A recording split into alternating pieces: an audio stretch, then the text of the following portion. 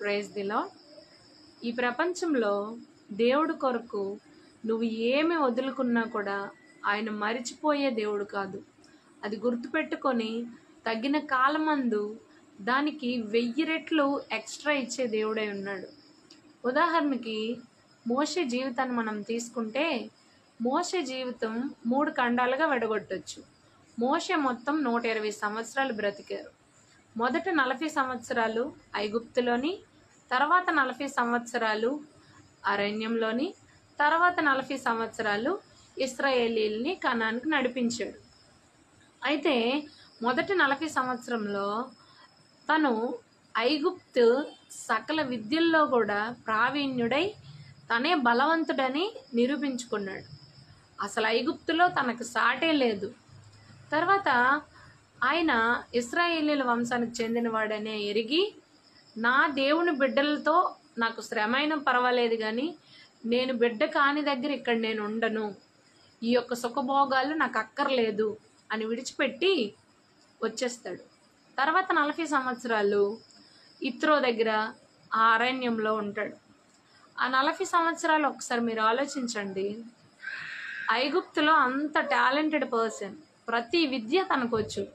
అలాంటిది అరణ్యంలో గొర్రెలు కాసుకుంటూ ఏవేవో పనులు చేసుకుంటూ 40 సంవత్సరాలు గడిపాడు.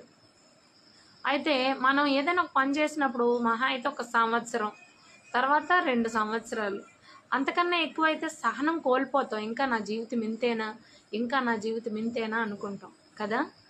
అయితే ఈ 40 సంవత్సరాల్లో ఒక్కసారి కూడా మోషే విశ్వాసాన్ని కోల్పోలేదు. దేవుడు కూడా మర్చిపోయాడో మర్చిపోలేదో విషయం కూడా ఆయన గ్రహించలేదు. తర్వాత ఆ 80 సంవత్సరాల వయసప్పుడు దేవుడు మోషేతో మాట్లాడి, మోషే, నీవు ఇశ్రాయేలీల్ని ఐగుప్తు బానిసత్వం నుంచి విడిపించాలి.